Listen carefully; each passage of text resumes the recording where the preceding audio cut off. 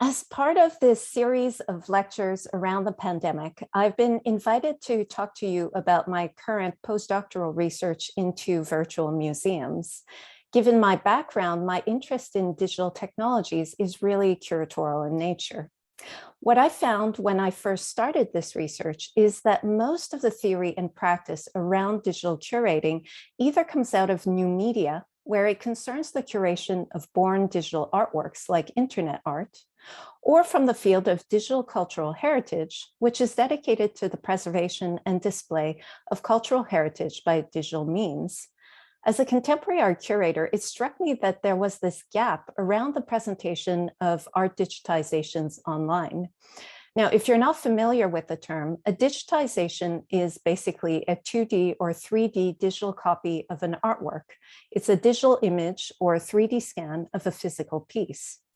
I should also clarify that while the word online calls to mind screen-based desktop or portable computers and mobile devices, so looking at art on your computer screen, your smartphone, or your tablet, you should keep in mind that connected technologies also encompass extended reality devices like head-mounted displays, in other words, virtual reality goggles, as well as augmented and mixed reality devices, so recent smartphones and tablets, as well as AR, MR headsets and glasses.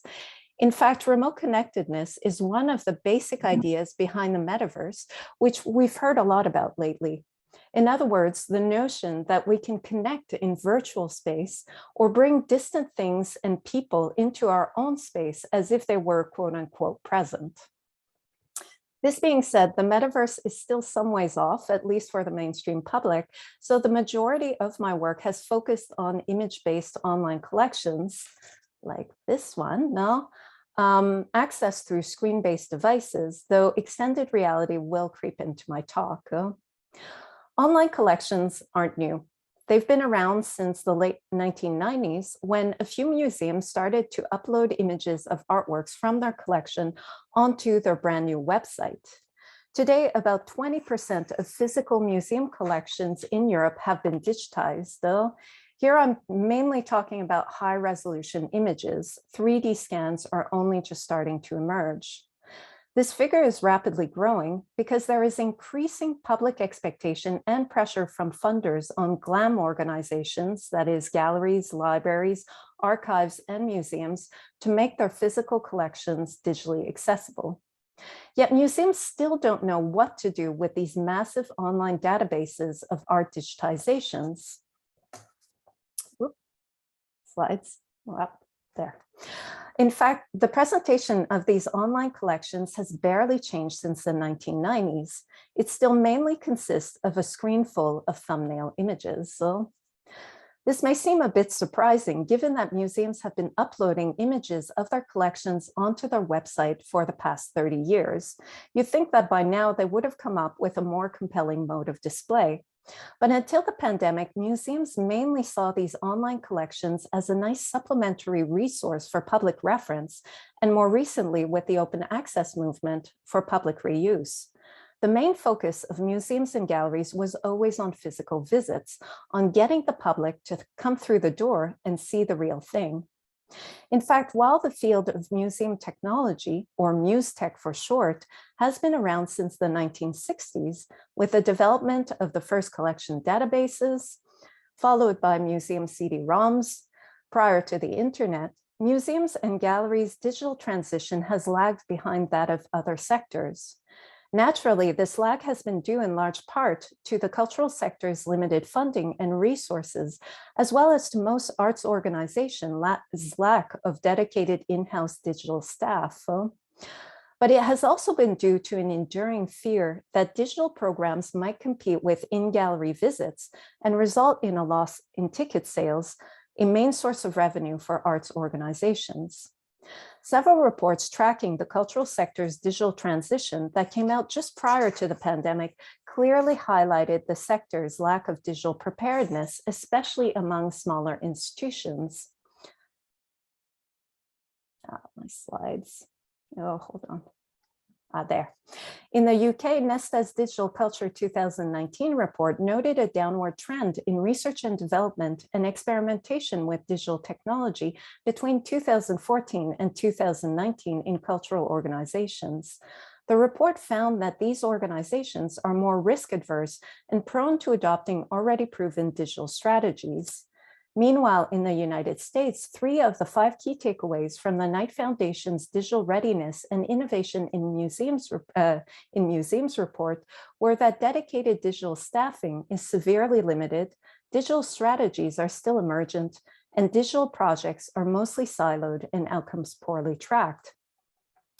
Unsurprisingly, during the pandemic, the organizations that were surveyed for the Digital Transformation in the Age of COVID-19 report commonly described their digital efforts in response to the lockdowns as being ad hoc, so largely reactive rather than proactive.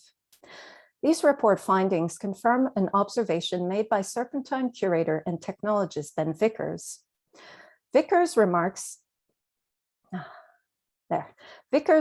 that art institutions tend to enter Gartner's hype cycle, which tracks new technologies' uptake at the slope of enlightenment or plateau of productivity, meaning that they typically adopt technology once decisions about what this new tech can be and what it will do in the world have broadly been made, after which point what is produced is just content on top of a platform.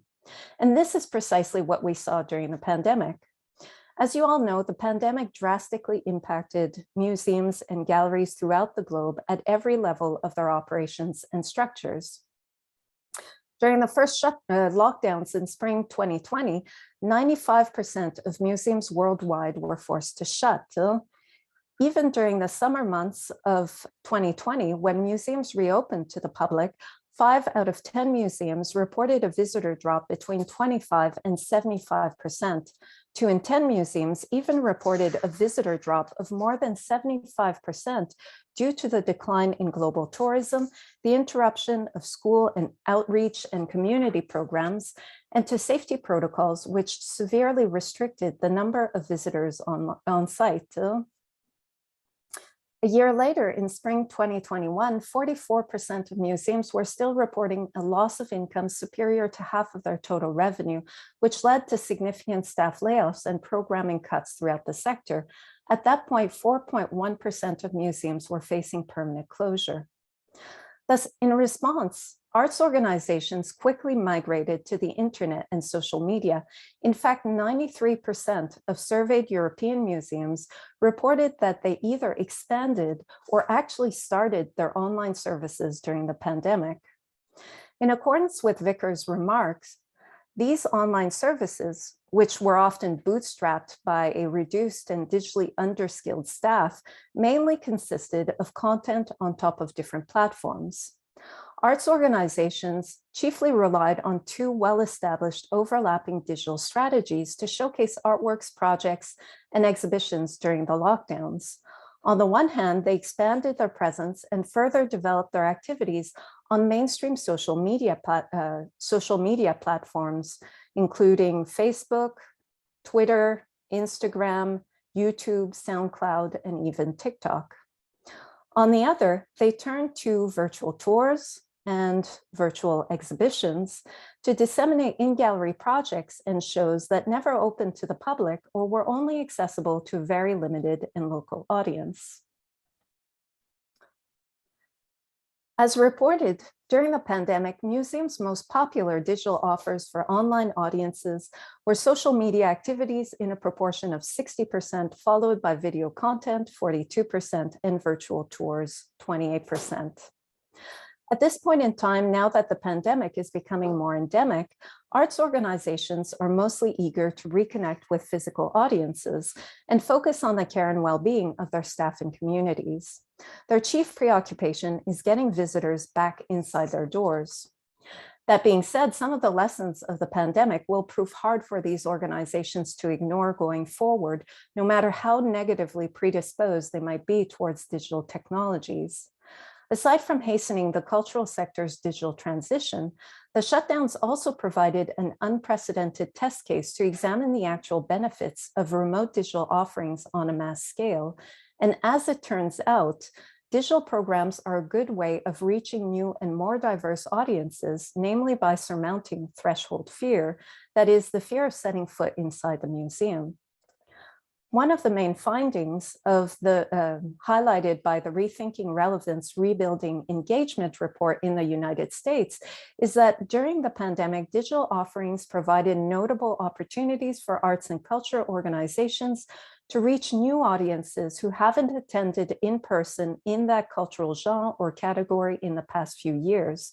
Furthermore, digital-only users were much more likely to be Black African American or Hispanic Latinx than those who had engaged both online and in person, thus offering institutions a means to expand their audiences and meet new inclusion and diversity commitments. Now, I won't dwell on the pitfalls of relying on social media as a digital strategy, save to quickly point out some of the obvious. First, that it subjects content to the interface's formatting constraints. For example, Instagram's equalizing square grid. So not only does this restrict what you can do on these platforms, it also makes it difficult for audiences to tell artistic content apart from museum marketing campaigns. In addition, it places cultural organizations in the tricky position of tacitly endorsing the terms and policies of social media companies, which raises the issues of surveillance capitalism. That being said, the use of social media to disseminate content is not the focus of my research. I've been more interested in a different problem around the digital mediation of physical artworks, which is the issue of skeuomorphism. Skeuomorphism refers to digital objects that mimic the appearance of, so look exactly like their real-world counterpart. Curatorial examples of this include VR tours and 3D screen-based walkthroughs of in-gallery exhibitions created using 360-degree video capture on platforms like Matterport and Google Street View. As I mentioned before, these digital tours exploded during the pandemic as a way to disseminate in-gallery projects when physical spaces were forced to shut. But skeuomorphism is actually a long-standing issue in the MuseTech field that goes all the way back to museum CD-ROMs and the first museum websites in the 1990s, which often displayed an image of the museum's facade on the homepage to create this equivalence between entering the website and entering the physical building. The main goal of art institutions, as I said before, has always been to get people through the door to see the actual works. Accordingly, their digital strategy has reflected this goal. One of the foremost museum technologists in the field, Coven J. Smith, remarks that cultural organizations have mainly adopted a skeuomorphic approach to working with the digital. Now, Smith originally wrote this in 2014, but I got in touch with him last spring, and he confirmed to me that this is still predominantly the case today. He notes that pretty much museums' entire approach to working in the digital domain has been based on skeuomorphism. We have essentially translated physical manifestation of our ideas one for one into the digital realm. As Smith points out, the objects found in online exhibitions are the same as those displayed in the physical space of the gallery. This skeuomorphic approach, which essentially upholds the superiority of in-person experience, has prevented the milieu from developing authentically digital mediation strategies. He writes, we still all pretty much work from the assumption that a real visit to the real museum is the only truly satisfying conclusion to any digitally based interaction with a museum. So not only are our processes not authentically digital, the product isn't either. And the longer we don't fix this, the worse the problem becomes. So for me as a curator, this is the question/challenge to come up with an authentically digital curatorial protocol to mediate art digitizations online. And I think this is a rather urgent issue because the number of online users already greatly exceeds the number of in-person visitors to museums and galleries, meaning that the public's main contact with art is increasingly being mediated by digital technologies. And hence, these technologies are currently reconfiguring the public's perception, experience, and knowledge of culture. To clarify this curatorial challenge, I've come up with this makeshift axis, which is by no means academically rigorous or exhaustive. It's really just there to call attention to some of the features and drawbacks of different digital strategies. So at the one end, I've placed online collection databases, and at the other, screen-based tours, and even further along, VR tours. If I've placed online collection databases at the one end, it's because the database is a more authentically digital form. Is an authentically digital format, but on the downside, it is devoid of context. The way in which users can interface a collection database is either through search or browse. All right, my slides got stuck. There. On the one hand, they can query the system using the search box and see what corresponding artworks the algorithm retrieves. The problem is that this demands a certain intent. In other words, knowing what you're looking for. Only general audiences usually don't have something particular in mind when they consult online collections. Alternatively, users can also browse the collection by, say, medium or period or highlights, which means going through dozens or hundreds or thousands of thumbnail images and seeing what stands out. In sum, there's no curatorial context in a database. It's pure classification based on a principle of similarity, artworks that share one or several common features. In contrast, the screen-based walkthrough is totally skeuomorphic. But on the flip side, it is highly contextualized. It presents a show that has been carefully curated in a gallery space. Plus, as an added bonus, it gives users a sense of the actual proportions of the artworks. This is something that you don't get with the collection database's thumbnail images. They're all more or less the same size. In the middle of this makeshift axis, I've placed scroll through virtual exhibitions, and somewhere between virtual or online exhibitions and the collection database, I've located digital thematic galleries, such as the ones found on Pinterest and Flickr, as well as on certain museum websites. Like virtual exhibitions, these digital galleries are often manually curated, but they provide a lot less context for the works than virtual shows. They display a series of thumbnails whose content more or less corresponds to the gallery's title theme. So what my tentative axis suggests is that the scroll through virtual exhibition is the kind of middle ground or compromise between these two poles. It's more authentically digital than the virtual tour in that it doesn't defer to a physical project. At the same time, it also provides more curatorial context for the works than the collection database. Accordingly, many museums and galleries are turning to this kind of virtual exhibition format, either created as a companion exhibition to accompany an in-gallery project or as a standalone digital exhibition in order to satisfy the growing demand for online content. Many arts organizations see these narrative-driven, project-based virtual exhibitions as a way to present a polyphony of voices and perspectives, which is something that is much harder to do in gallery given the static nature of physical displays. This may sound like a pretty decent compromise, but on the whole, I have to say that I find most of these virtual exhibitions deeply unsatisfying, both as an artistic and a digital experience. There are, of course, some exceptions.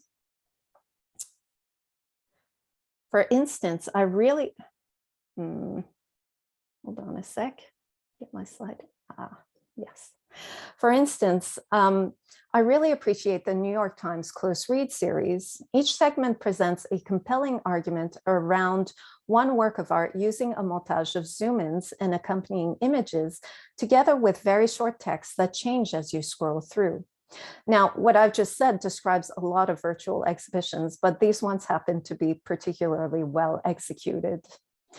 Still, as the creators of the series themselves admit, this narrative format is only really suited to specific types of artworks.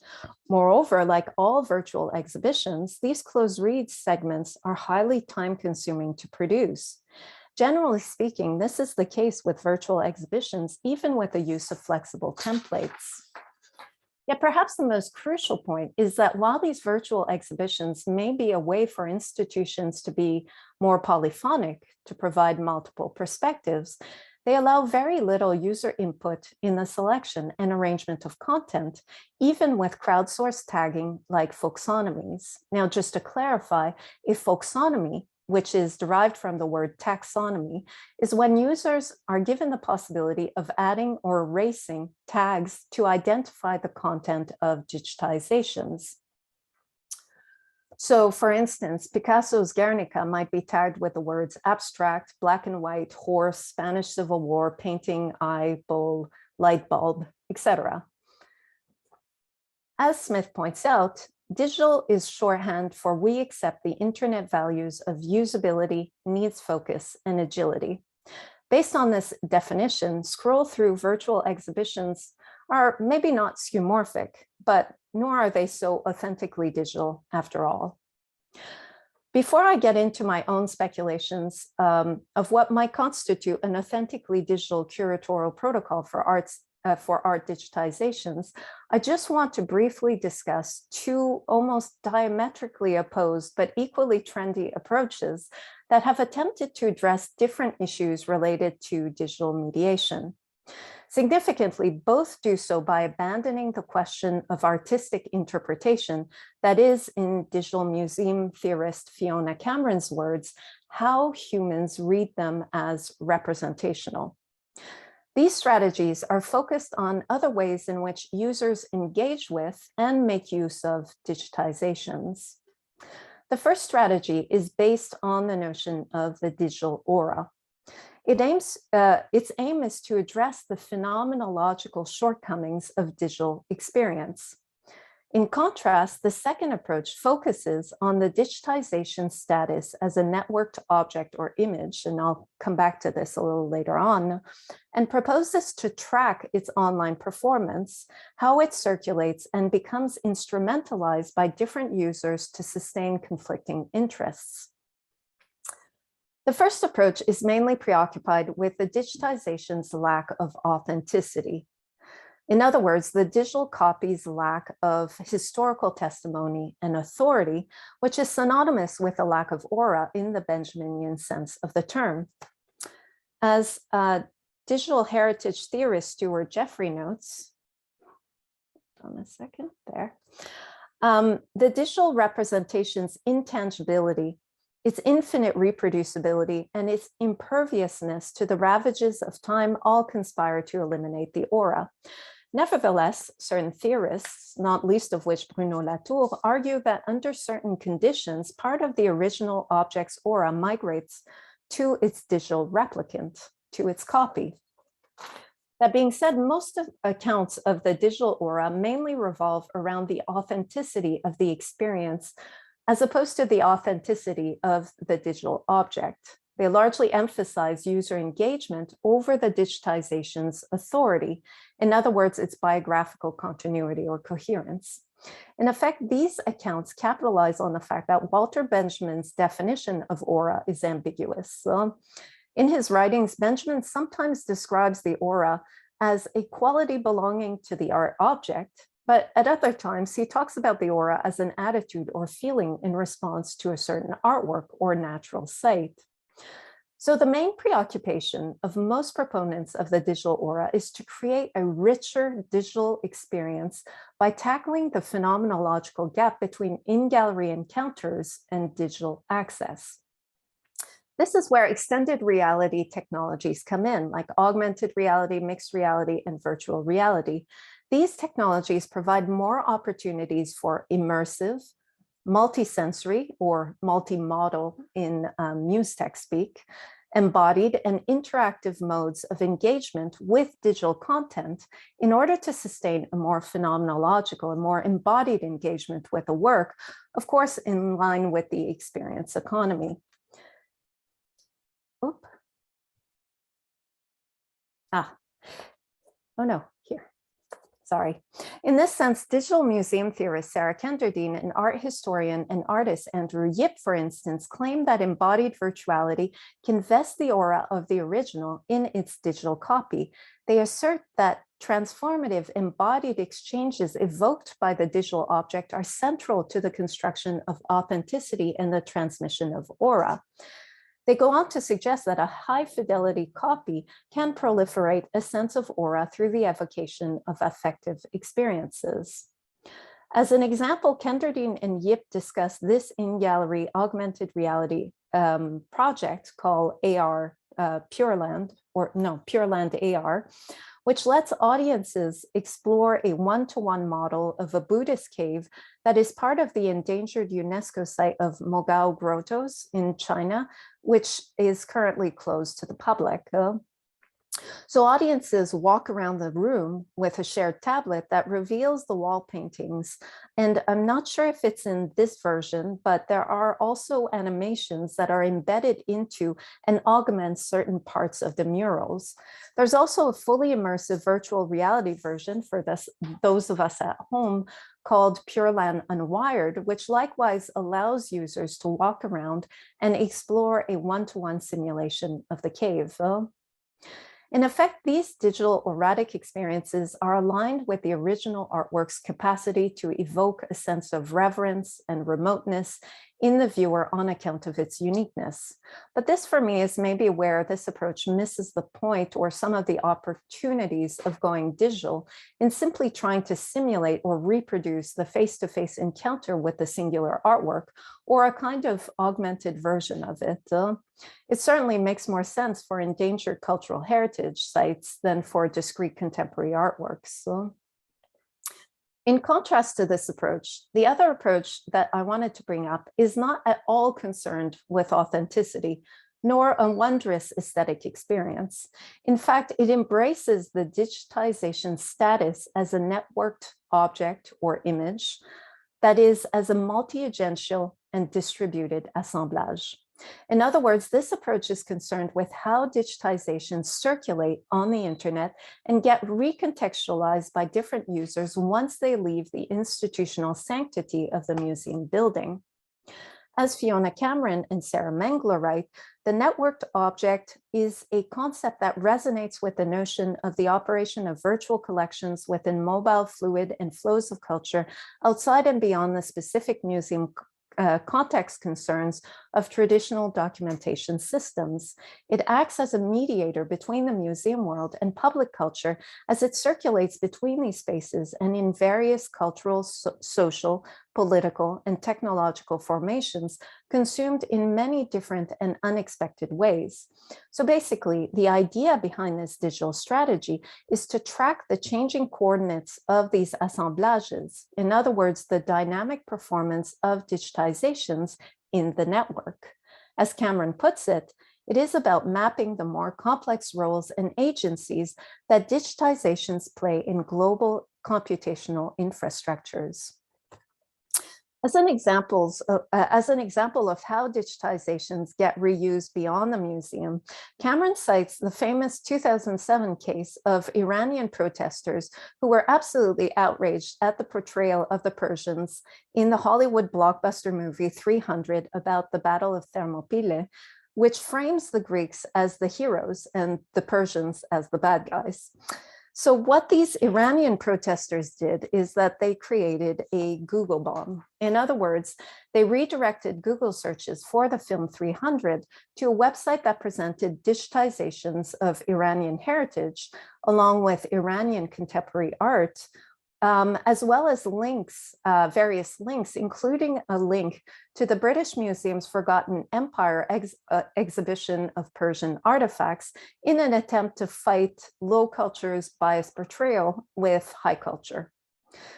Another proponent of this approach is curator Gaia Tedon, who did her master's with me at Goldsmiths, and she proposes a similar digital strategy that she refers to as online critical tracing as part of her wider concept of networked co-curation. As Didon states, the aim of this curatorial process is not to fix meaning, but to study links and patterns and create networks of meaning so as to expose the power structures supporting their networked circulation. Now, while I think that this approach is absolutely vital, my qualms with it is that to some extent it abandons personal interpretation and meaning making to track viralness and buzz. Irrespective of my misgivings, though, I think both of the digital strategies that I've just discussed can have real critical value. The first, around the digital aura, has the potential to reveal how advanced technical systems are reconfiguring our perceptual cues and affordances, although that's not at all what these applications are currently doing. Meanwhile, the second strategy, around the networked object or image, can reveal fluctuating nodes of power and influence within the global network. That being said, my own personal interest in digital technologies is neither to set up a phenomenologically rich experience of art in the digital domain, nor expose how different users appropriate and recontextualize digitizations to support their own interests. I guess I'm a bit old school, but for me, there's still something to be said about how curating conditions the interpretation of artworks. And I don't think we should be giving up on that, especially when it comes to dealing with digital images. The way I see it is that curating as a form of cultural mediation is a support structure for judgments. When we encounter art, we're called upon to make judgments that recruit our personal memories, experiences, cultural frame of reference, and the way in which curating mediates art conditions those judgments. The meaning of an artwork is contingent on the context of display. Depending on the selection and arrangement of an exhibition, the reading of a work is liable to change quite a bit, of course, within the bounds of its scope of content. This isn't anything new. I imagine most of you are familiar with John Berger's Ways of Seeing that was popularized by his series for the BBC in the early 1970s. In the first episode, Berger demonstrates this quite dramatically by showing a montage of Goya's The 3rd of May, 1808, followed by a clip of women dancing the can-can to a peppy song, and then repeating the same montage, only this time with a clip of Black prisoners being tied up and executed. Traditionally, curating and arts criticality has hinged on presenting a critical worldview, exposing hidden power structures and injustices, and establishing a certain hierarchy of meanings and values for society, where certain things like protecting the environment are good, and other things like war, racism are bad. No? Unfortunately, given contemporary art's indeterminacy, the message doesn't always come across in the way that it's intended. In my opinion, curating is often to blame. When it doesn't properly contextualize artworks, viewers are free to read into them whatever they will. Take, for instance, Philip Guston's work, which was the subject of a recent art world controversy. If a painting like this is not adequately contextualized, it's likely to be read completely differently by two individuals, say a white supremacist and a Black activist, because they will draw on their own personal worldview to understand its meaning. Even when curating does do its job, I think we'd all like to believe that art has such a transformative power that it can convert people through mere exposure. In reality, especially in today's highly polarized world, I suspect that critical artworks and exhibitions mostly end up preaching to the choir. Don't get me wrong, I still believe that it is vital for cultural organizations to uphold certain meanings and values for the rest of society. After all, they are among the only institutions that retain a good measure of public trust in comparison with democratic, journalistic, and scientific institutions. And I'm not just inventing this, there have been reports and studies on this. But I think there is perhaps another way in which digital curating can foster a form of critical literacy that is more adapted to the post-truth era. My working hypothesis is that by changing the way in which users navigate through online collections, it's possible to make them aware of their own perceptual patterns, biases, and meaning-making tendencies. When we make judgments, particularly in cases when we lack information, we tend to resort to shortcuts or heuristics, which bias our judgment. And I suspect that art is a particularly interesting case for this because, generally speaking, artworks are challenging and unusual objects that force us to draw heavily on our own personal experiences and cultural references to make sense of them. Add to that the fact that artworks are very complex signs that typically cannot be taken in and grasped at a glance, meaning that in front of the same artworks, two people will pay attention to different details and features in a different order. They will then rely on their own personal knowledge and experience to process this perceptual information and come to an understanding of the work. That being said, as I mentioned before, curating has a certain influence over this process. For instance, juxtaposing this Guston painting with different artworks will inflect the way in which it is read and judged. Slides are sticking again. Yeah. This one, this one, this one. I have to admit that I put these slides together rather quickly, so I wasn't very discerning in my choices of works, but regardless, these different juxtapositions still illustrate the point that we pay attention to different things depending on the works that are presented next to one another. Moreover, different pairings assign a different connotation and a different valence, that is a positive or negative value, to the ideas conveyed by the work, thus supporting different worldviews and value systems.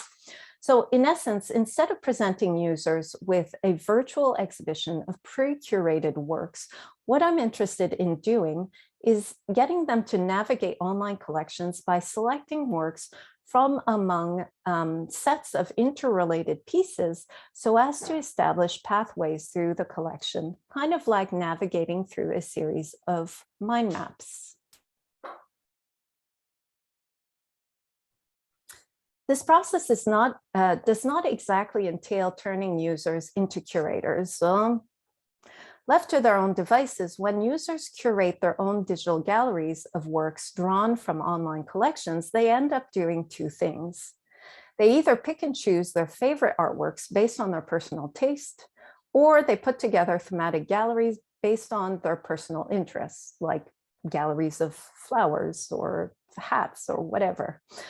In contrast, the selection of works that would be presented to users in my model, probably based on an initial artwork, would not be randomly or serendipitously generated. Instead, these sets would be algorithmically retrieved based on a certain predetermined interrelations or relationships between the works, two, a set of curatorial conditions, and three, the preceding choices made along the pathway. Importantly, one of these curatorial conditions would be to maintain the worldview. In other words, the valences established throughout the pathway. So for instance, if the first pair of artworks assigns to war a negative value, the following set of interrelated artworks that is proposed could not include a work that contradicts that valence, for example, an Italian futurist painting. Coherence of worldview is crucial for this kind of pathfinding to make sense. If not, it just incites the user to once again pick and choose their preferred artworks from the set. Now, this is a very long-term project and computationally it's quite complex and it's still at a very speculative stage. But what I think that this kind of choice-based pathfinding can do is to help users become more aware of their perceptual patterns, biases, and meaning-making tendencies. In turn, individual pathfinding sessions could also be computed into larger data visualizations to reveal broader trends. Now, the reason why I believe that this choice-based navigation through an online collection can help reveal innate patterns and biases is that certain computational systems that we interact with every day already do this to some extent.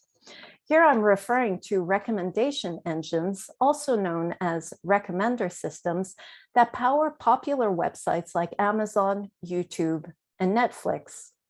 Unlike search engines that are designed to retrieve information to match a certain intent, recommendation engines try to guess what you might like to see or hear or buy next, whether you know what that is or not. They do this by proposing new options based on your past selections in two ways. Now, typically, it's a kind of hybrid of both. They either propose things that are similar in content to what you liked before. So if you like to watch movies starring Cate Blanchett, then the recommender system will propose more films in which she was cast. Alternatively, these systems also propose things based on what people like you also liked. So they profile you and find other people with a similar profile and suggest to you things that they liked. It follows that one of the big problems of recommendation engines is that they can easily create echo chambers by feeding you stuff that you are already predisposed to like. From this perspective, recommender systems sound like these terrible, evil AI machines, but they actually have some redeeming qualities. Interacting with these systems provides an opportunity for self-discovery, introspection, and exploration. It provides insight and foresight into ourselves. Now, this isn't my idea. I'm by no means an expert on these systems. I'm just repeating what is said about them. But I also know this to be true because I've experienced it firsthand. Think about your own interactions with Amazon or Netflix. When these platforms make suggestions to you, you don't blindly buy into them. You reflect on why they were proposed and what that says about how the system has identified you. Sometimes the system is spot on, other times it's totally off the mark. But in reflecting on those suggestions, why they were made based on what features of your previous engagement history, this is where you gain a certain insight into yourself. And quote unquote good recommender systems want you to do this because to have this moment of self-reflection, because it keeps you engaged. People love finding out about themselves more than anything else in the world. At the same time, it's complete win-win because it also builds up your trust in the platform. To conclude, navigating online collections in the way that I've proposed, it's not a means to foster critical literacy by exposing users to politically engaged artworks that convey a critical worldview. In the post-truth era, people are constantly flexing their critical muscles to challenge scientific facts and question democratic elections. What is needed today is not just sharper critical skills, but also a greater awareness of the innate preferences, shortcuts, and biases that skew our judgments. So in sum, this is my working proposal for an authentically digital curatorial solution to mediate art digitizations. Thank you.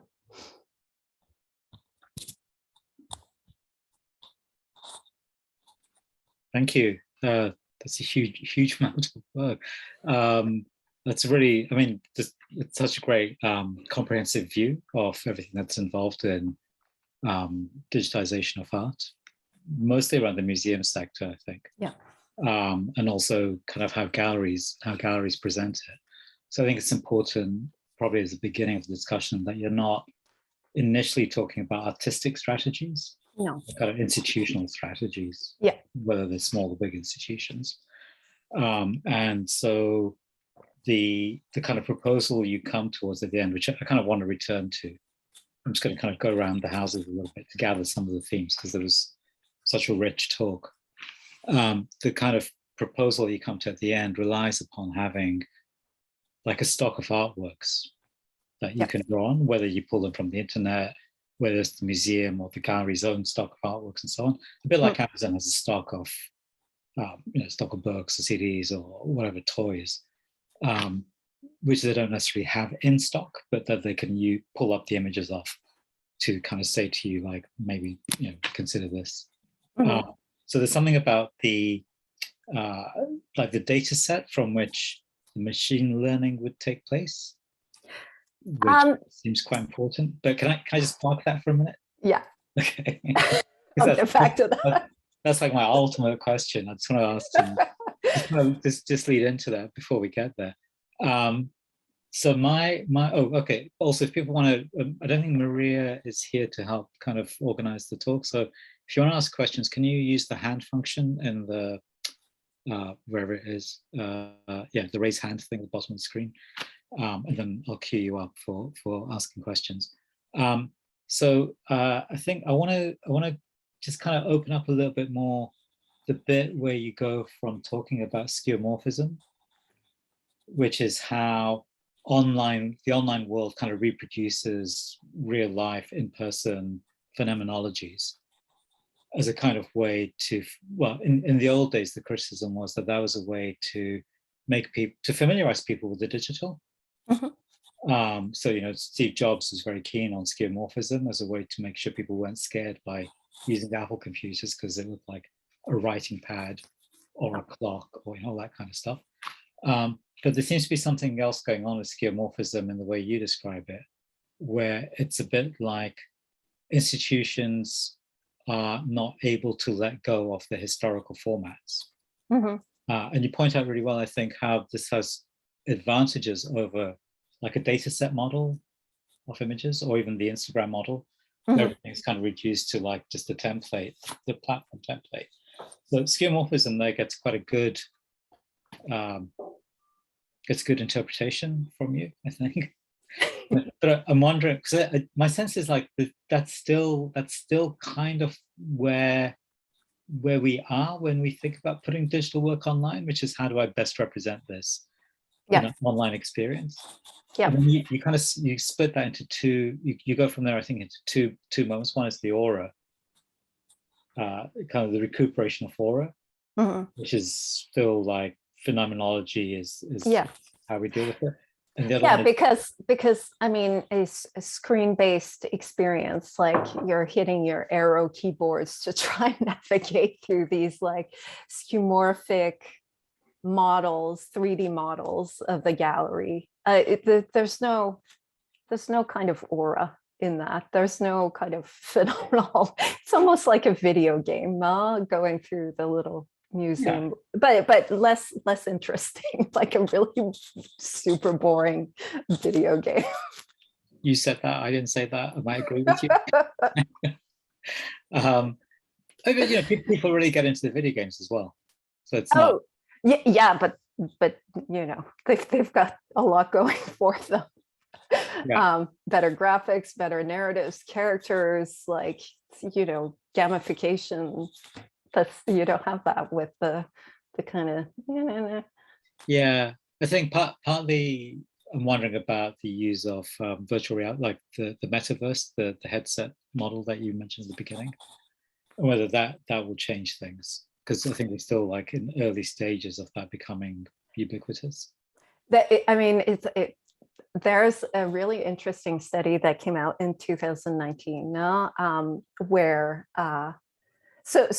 so I mentioned this fear in the museum sector, where people were like, oh, no, we don't want to do this digital stuff because people aren't going to come to the museum anymore.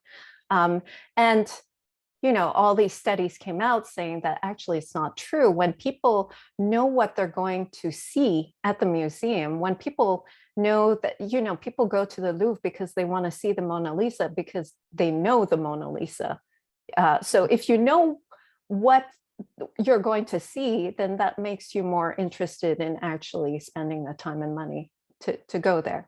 But this interesting study came out where they compared a virtual reality experience made in exactly the same way of a visit to the Chicago Art Institute with a virtual reality visit of his heritage site, like the pyramids, but it maybe wasn't the pyramids, I'm not sure.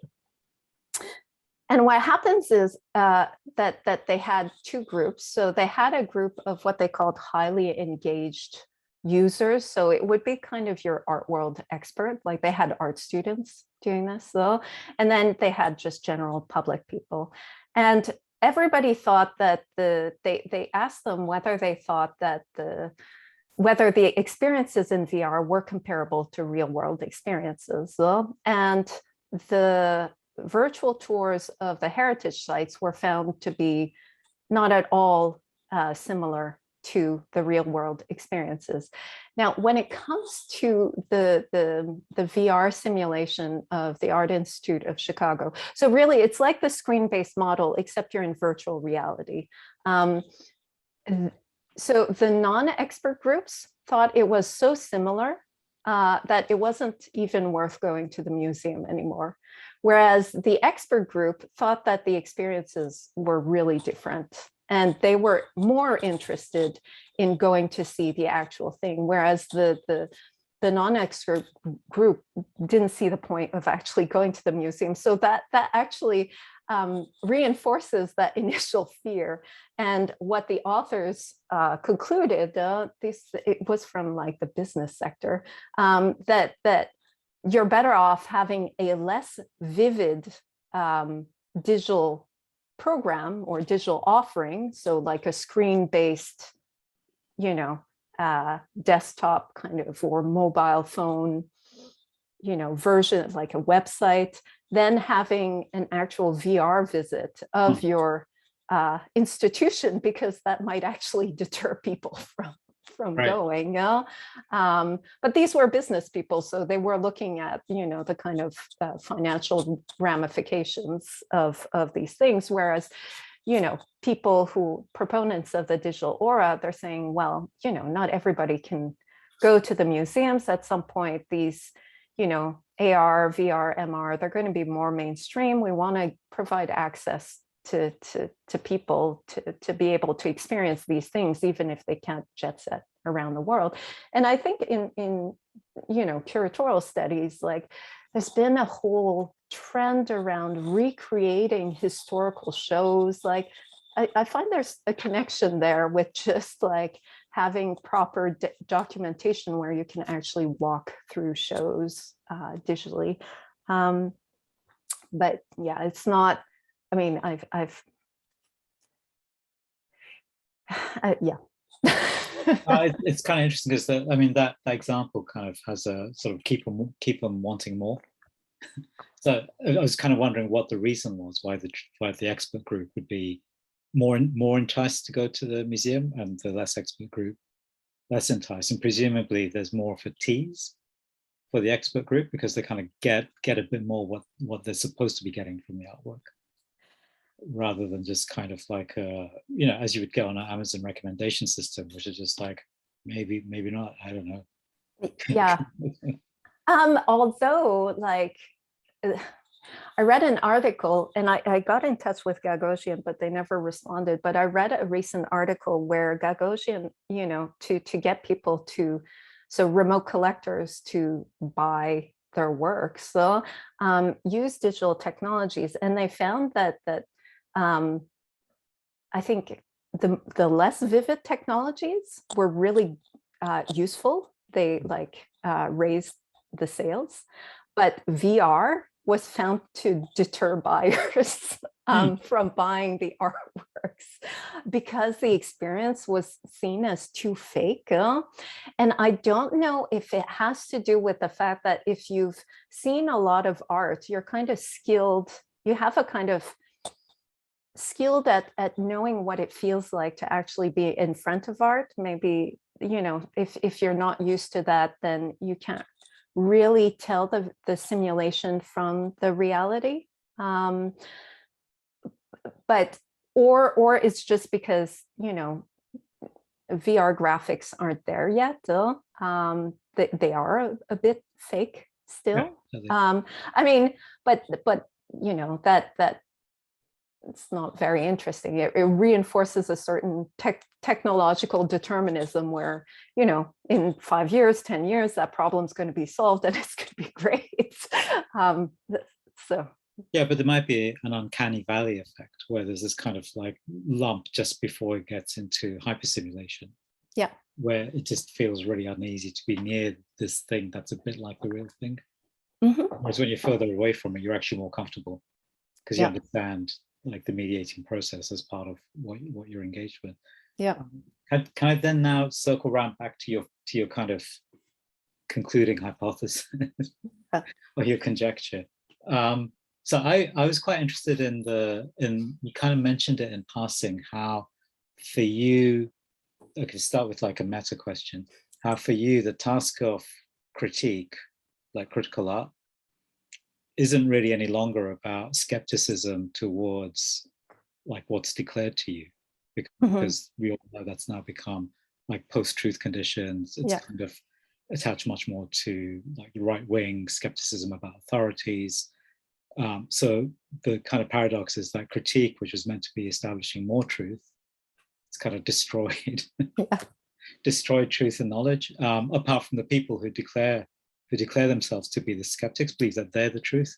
And so what you've done is kind of flip around the task of critique to be about investigating our own subjective biases. And so you're kind of proposing, as I understand it, that rather than, okay, when we use the kind of the kind of model that you're describing, the kind of self-curating model, you're proposing that we become aware of implicit biases that we have. No?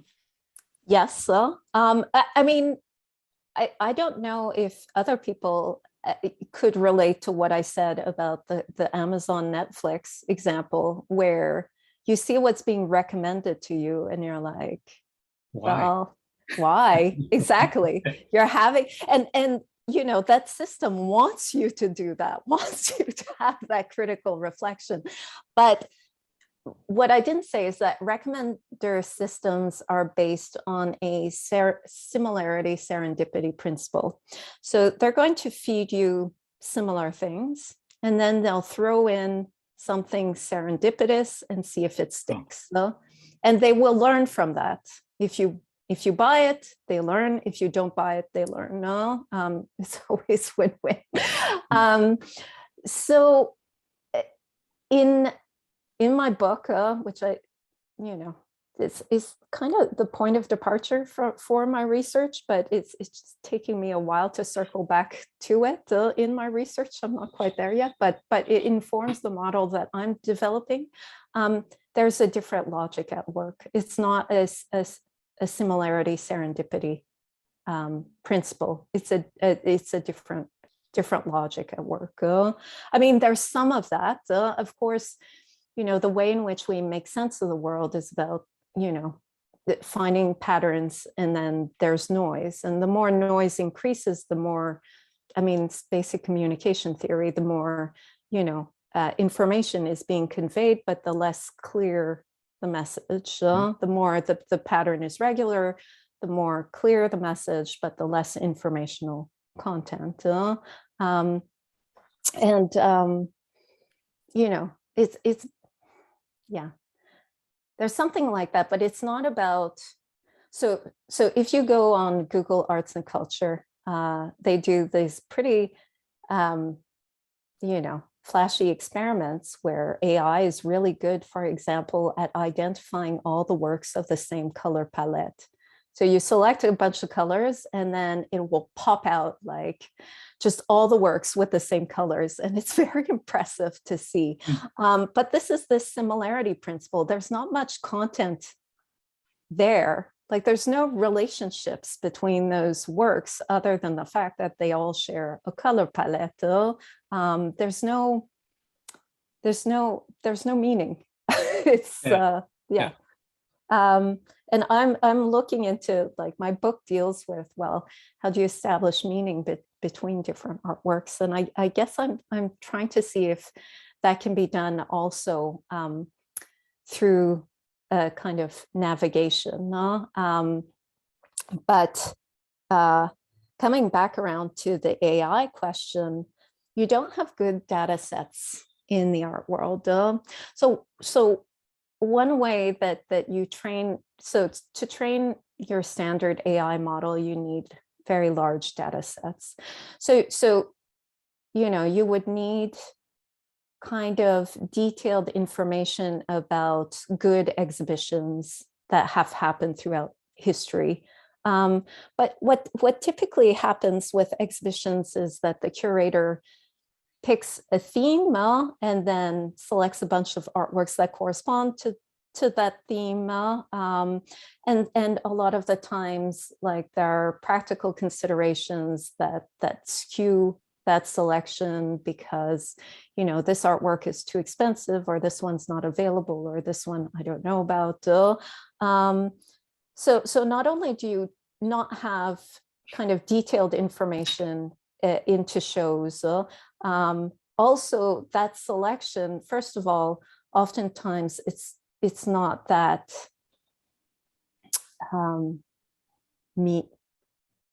meaningfully rich. It's based on a principle of similarity, like this work is about birds, this work is about birds, this work is about birds, yay, we have a show. And that's what, you know, the search function does in online collections. It does that. So you don't have data sets that you can train AI models on for curating. But even if we did have good data sets, I'm interested in the work of a computational linguist that has worked with Noam Chomsky called Robert Berwick. He's at MIT. And he gave this amazing talk as part of the Prada Foundation. It's on YouTube.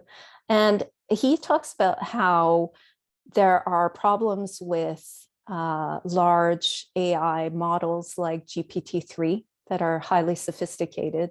They're really, really good, these models, at emulating language, but they fail in certain basic things that a 2 or 3-year-old human would understand. And the reason, the place where they fail is that syntax establishes certain hierarchy between groups of words in a sentence, no matter where they're placed. So like I don't know, I can't remember his examples, but stuff like the 3 red balls, the GPT-3 will think 3 relates to red as opposed to relating to balls. And what they've discovered in linguistics is that what differentiates human language from animal language is these hierarchies within syntax. And this is not just in the English language, they've also found it like in the Chinese language, where, you know, there's like one word that you know becomes a set with these other words. And I find that in exhibitions, this happens also. There might be one work at the entrance that relates more to another work across the exhibition than to the work that's next to it.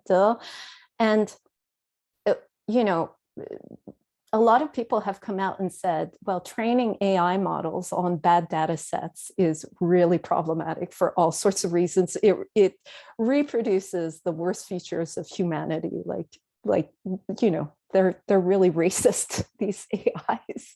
And I think that the same would be true with trying to establish relationships between artworks, that you need to do it algorithmically as opposed to training a model on a large data set. But of course, that's the kind of difficult way of going about it. The training on data sets is the kind of easy solution, but I don't think it can be done that way.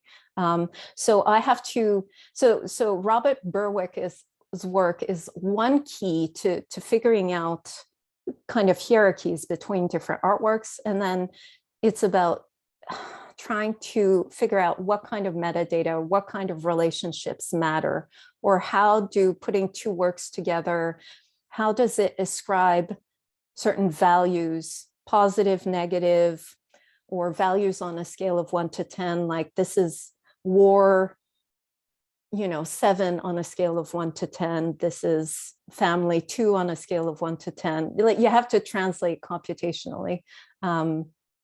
Yeah, so I'm going to ask you one question, which is something that you kind of skirted past around social media, but it seems to me really important to have how actually most artists certainly are kind of engaging with online presentation of their work.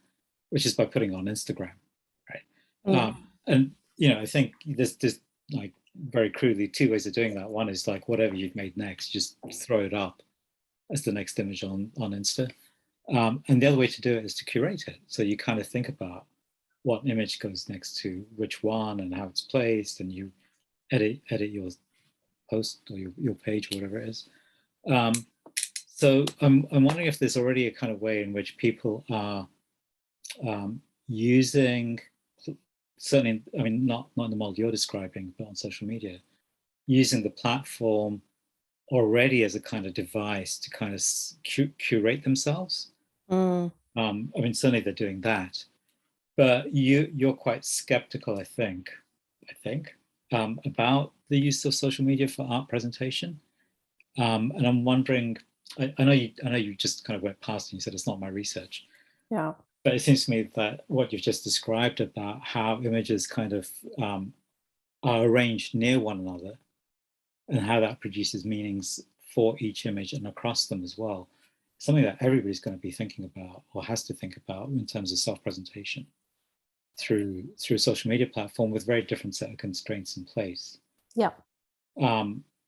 What's your, what am I trying to ask? Is Instagram, Instagram is the way that artists now present themselves first and foremost. I was speaking to various curators about the exhibitions they're producing. They're saying, I just found the artist on Instagram and interested me. But it wasn't just the image that interested me, it was the way that they presented themselves through the whole page. So I think what you're the model you're moving towards is a kind of how institutions can interface with the viewer in terms of asking the viewer to do some critical self-reflection on their own implicit biases that kind of get exposed by the interaction with the platform. That's quite far away from what emerging artists can do, because they just don't have the technology and sort of capacity to do that kind of work. It's very much like quite a large institutional project. Yeah. As you're developing it, you kind of need the funding bodies and the rest of it.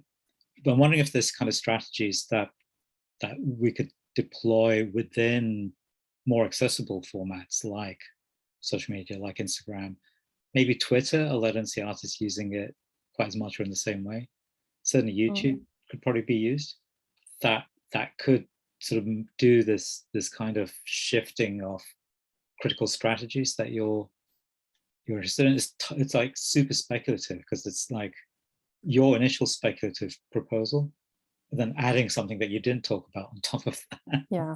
But I'm just wondering, just if there's something kind of more immediately available for people. Yeah. I haven't, dealing with social media is is kind of a whole other field of research to itself, though. So I'd be hard pressed to answer that. I feel like if I can crack it for online collections, then afterwards that formula can be applied elsewhere. Afterwards, you're competing with the social media platform's own algorithm to some extent. I know that there are certain strategies. Like I know that I read an article. I'd have to find it, but it was this guy who programmed bots to promote digitizations on Twitter, and it would send out certain images at certain times of day where there was peak interest for those images.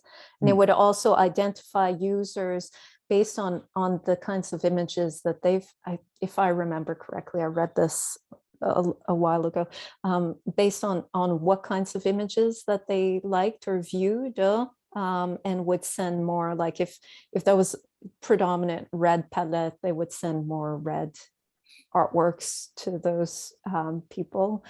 But yeah, in terms of a strategy on social media, I don't have a good. That's quite a large ask. Yeah. It's more just using the platform along the kind of to develop the model of critique that you're moving towards. I don't think it can be developed on those kinds of platforms, only because they, well, I don't know. I mean, I've heard about, they haven't been published yet, but I was at a conference and hearing about the kinds of information that those platforms tend to algorithmically promote, and it's a certain type of content that's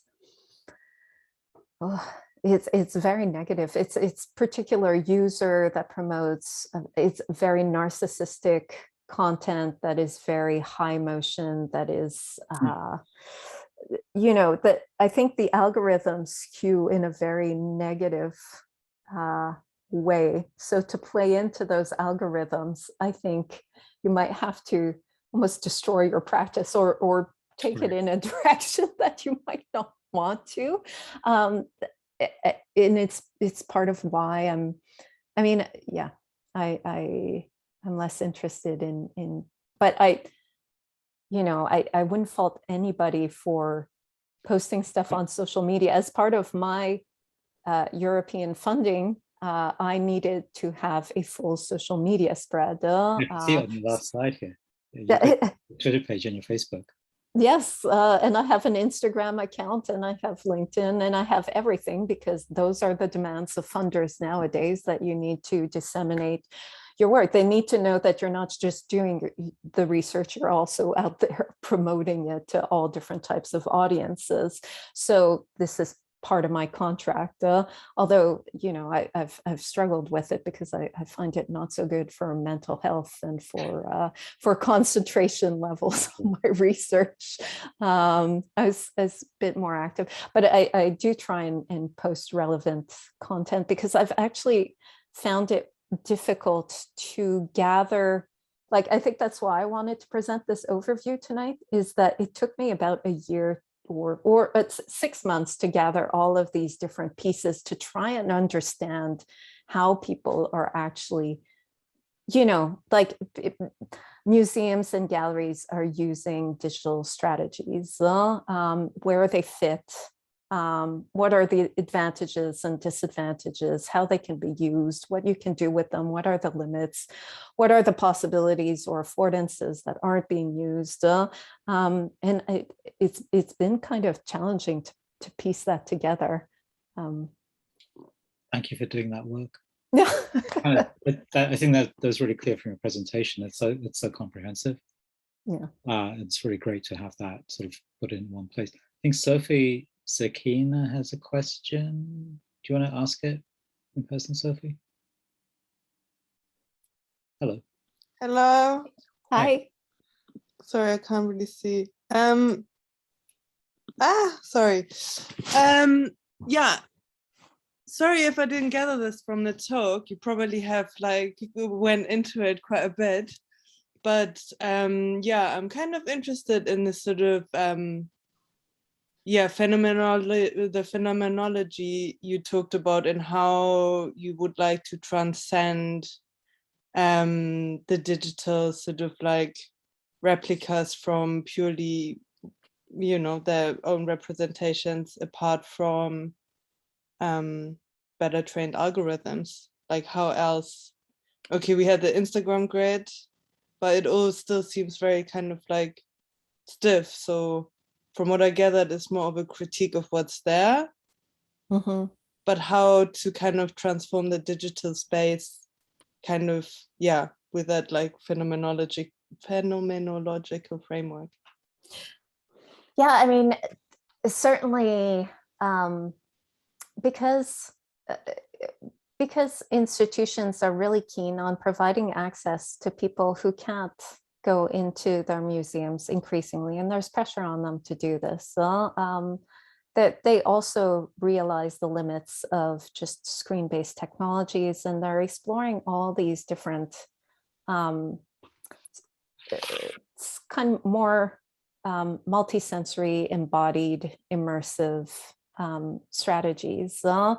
And some people writing about it are quite critical of this because, of course, it's an extension of the experience economy and the attention economy, where they try and you're a lot more detached from an image on your computer screen than you are if you're in a fully immersive environment where you're interacting and the environment is responding to you, and there's sound and there's image and there are haptic features. So you're interacting also with your gestures and your movements, and you can grab things in these kind of virtual environments.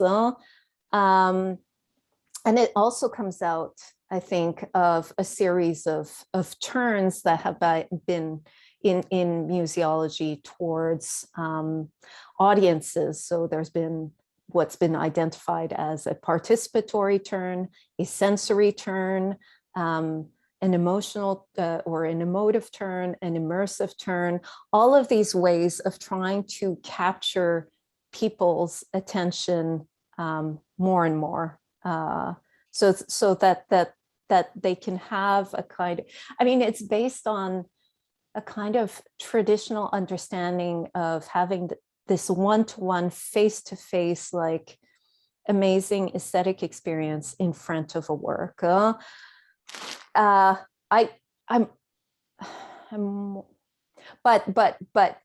given that in digital technologies, there's limits on the kind of aura of the copy, then you need to augment the work.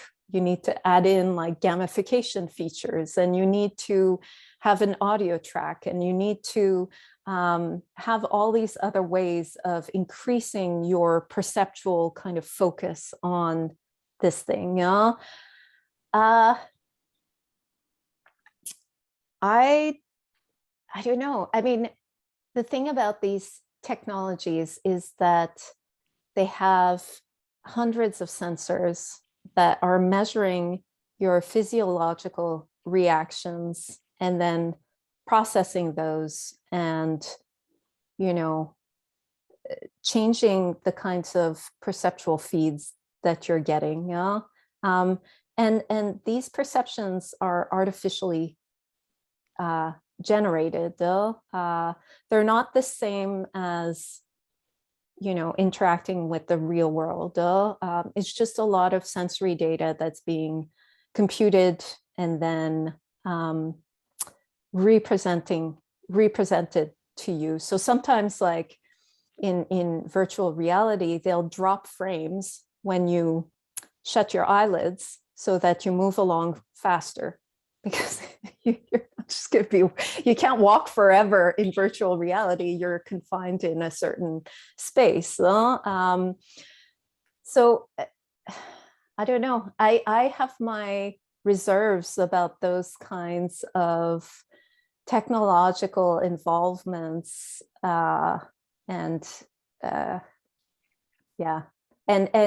for me, it's not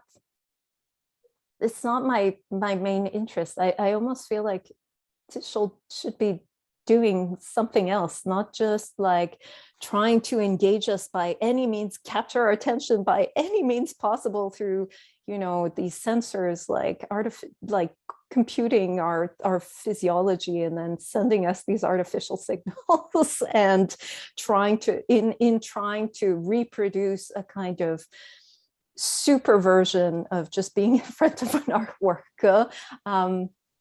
I guess that's my take on it, but other people are like Sarah Kenderdine. She does a lot of this kind of work, and she's very invested in it, and she's quite popular and well known for this. I mean, of course, she's still dealing more in digital heritage than she is with kind of discrete modern and contemporary artworks, but yeah, I guess somebody else might rave about it. I have certain reservations about these technologies and their kinds of promises and what they're offering people. I don't know if that answers your question.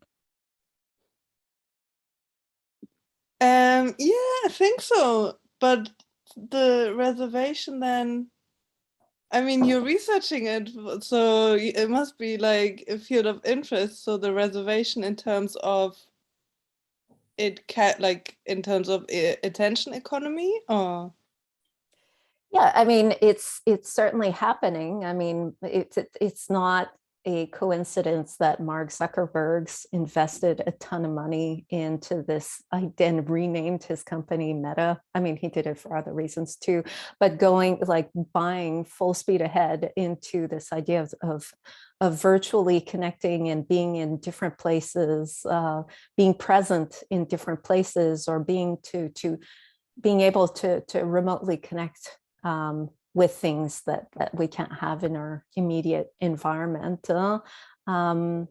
So it exists, it's there. I'm aware of it. My supervisor is a virtual reality programmer.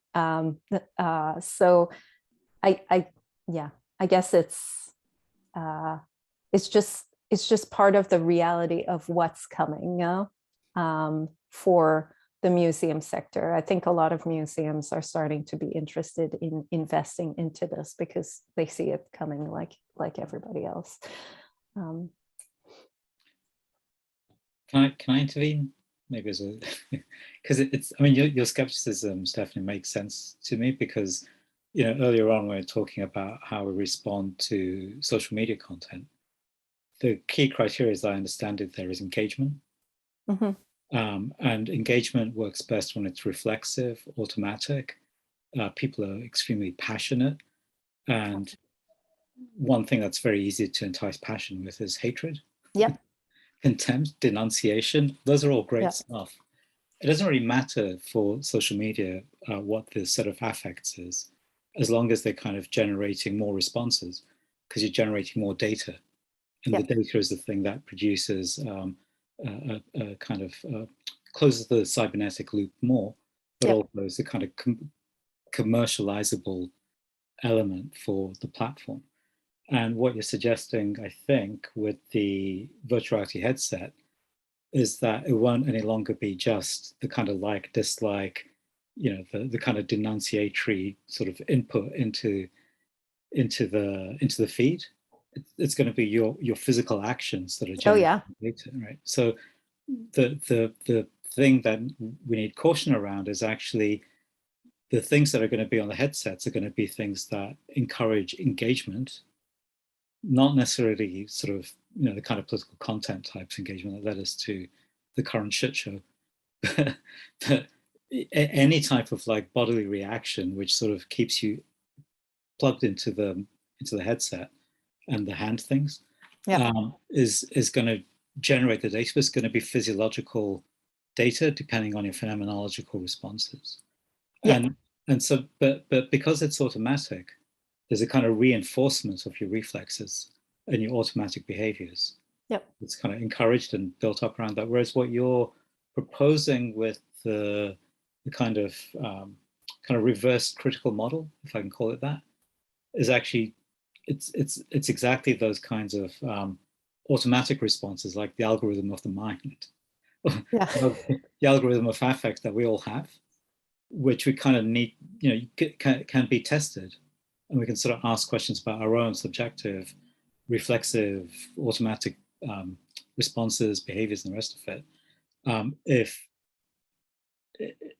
But by use of this kind of testing what we might expect to put together and how we construct meanings through the images. So it kind of makes sense that your skepticism makes sense to me, because it's like you don't want more of this stuff.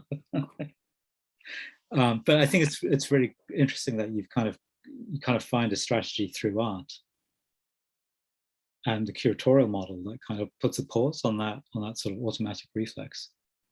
It's I mean, the number one goal of virtual reality is presence. So they're trying to make you feel as though you're in the simulation.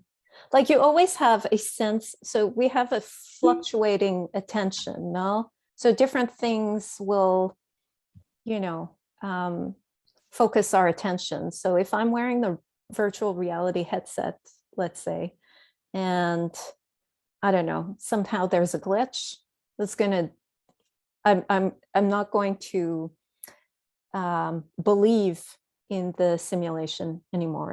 It's going to disengage me, and I'm likely to take off the headset.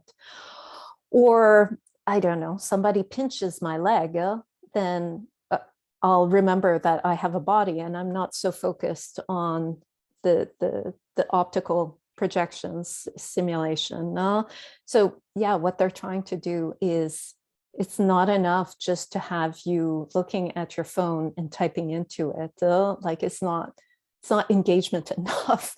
They also need to get like all of you. Make sure that somebody passing by on the street or a loud siren doesn't make you look away from your phone. In this case, like you're just immersed in the whole thing, and they're getting your body too. They're adapting it so that it responds to your body and it keeps you focused there. And of course, the dream is this remote access, and museums, you know, and galleries want that. You know, if Gagosian can send around headsets and because they also want engagement, right? Then that's awesome. But you know, beyond the kind of museum world, yeah, that's the broader concern around these technologies. Although, like right now, the article I'm working on looks at the fact that you know, based on the article that I mentioned earlier, in a way, contemporary art is like the perfect case for virtual reality, and also the one that can reveal the kind of problems with the way in which technology is messing with our perceptual patterns, cues, and affordances, in the sense that, you know, the whole apparatus of looking at, you know, say visual art, contemporary visual art is the white cube. I mean, it's designed, the painting is at eye level, and this is the headset, or the head as camera of the headset. It's quiet. It tries to block out the whole environment, so you don't need to have a very there's no interaction, there's no multimodality, there's no like multisensory involvement. It's just the whole perceptual apparatus of looking at visual art is just about inactive viewing. So it's just about walking around, turning your head, and this is what headsets do. They track your head movements, and they'll adjust as you tilt your head back and forward, and you know, having the camera at eye level. So it's like the perfect case to look at how these technologies maybe are, it's perfectly adapted to VR. And at the same time, for some reason, experts find that there's a glitch there. And that interests me. Why this should be perfect, this should be identical, and non-expert viewers can't tell the difference. Whereas the pyramids, it doesn't feel like the real experience when you're in VR, because it calls upon it. I mean, the authors of the study say that it's a different leisure activity. It calls upon like a sense of traveling, and you don't get that with virtual reality. Yeah. Ellen? Yeah, that made me think in response to that. I think for me, walking around in a space looking at art is it's a much more embodied thing. Like I would feel weird if it's just my eyes going like that.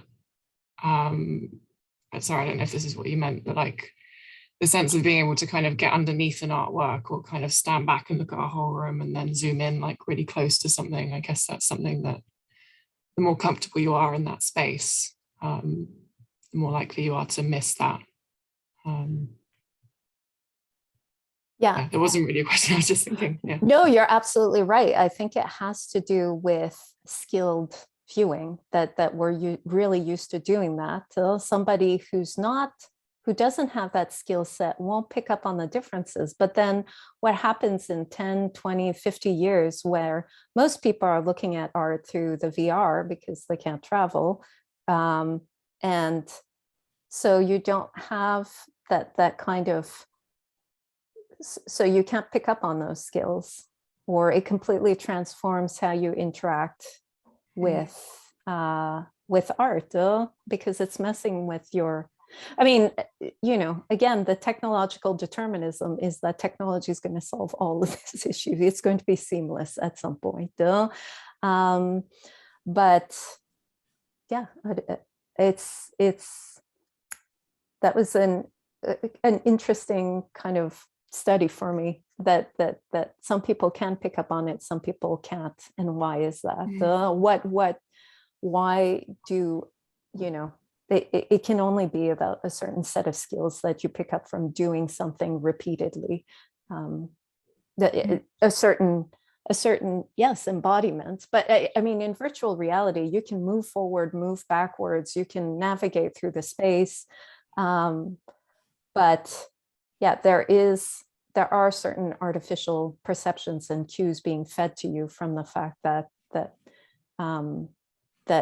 is just sensors tracking your eye movements and tracking your head, and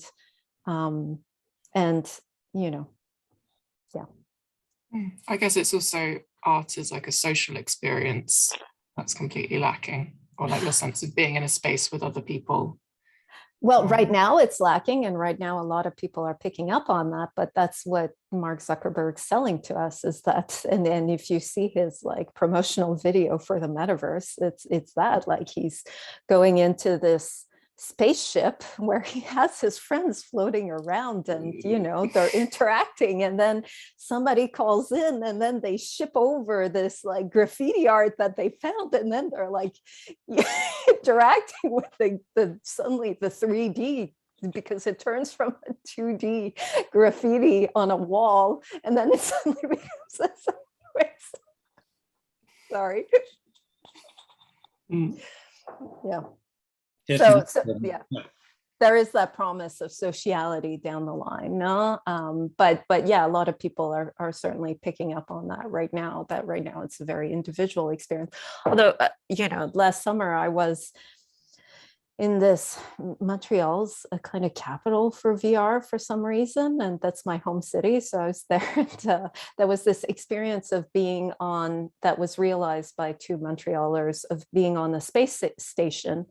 So you go in VR and you experience a space station, and it's done in a warehouse. So usually in VR you have a maybe 1 by 1 or 2 by 2 meter square in which you can actually walk around. You can't, if not, you're going to bump into the walls inside your house, and then you'll disconnect from the experience. You won't feel so present anymore. But this, you could actually walk around through the whole space, and then, other people, you couldn't see them. What you could see would be these shadows, and they had these glowing cores inside of them. So it was this other kind of weird new and these glowing hands. So where they're putting their hands. So a whole new sociality, but down the line, like, so I can come in as my avatar, I can come in as myself. Like, that's the promise, that we'll be surrounded and having these social experiences.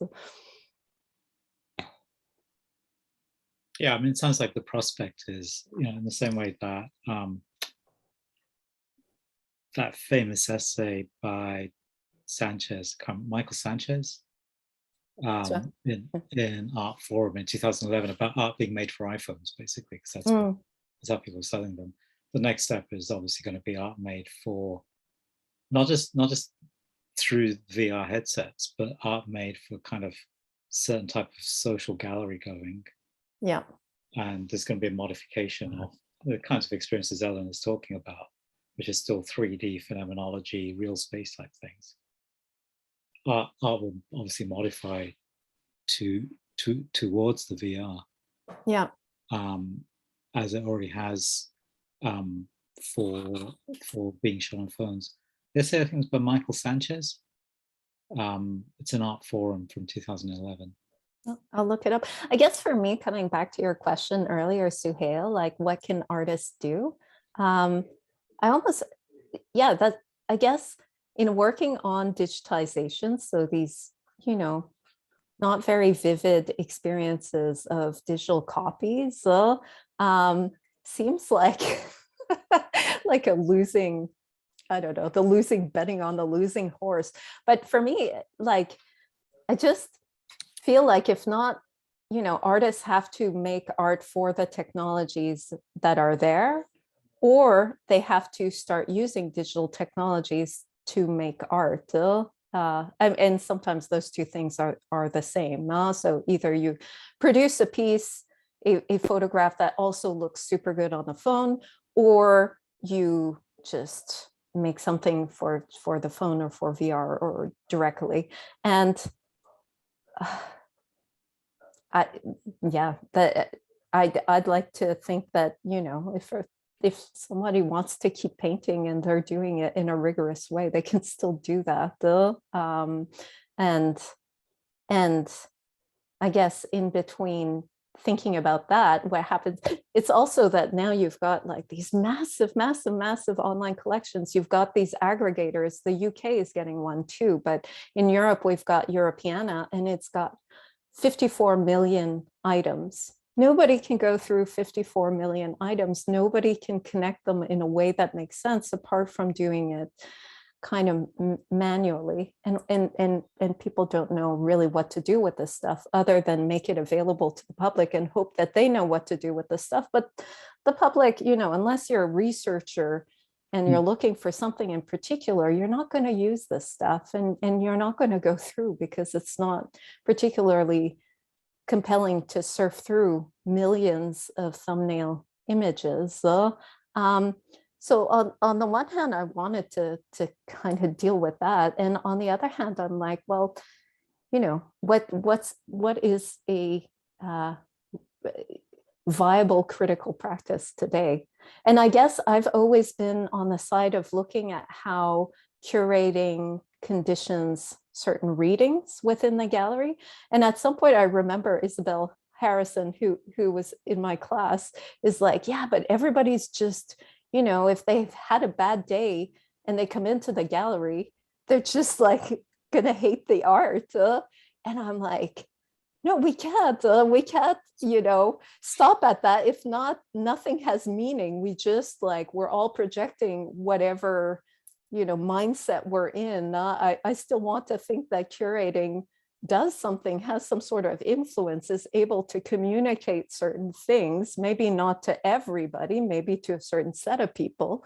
But I guess I've come around and be like, yeah, maybe I need to start considering what people are bringing with them when they come into the gallery, not just what we're doing on our end to try and make something meaningful, though.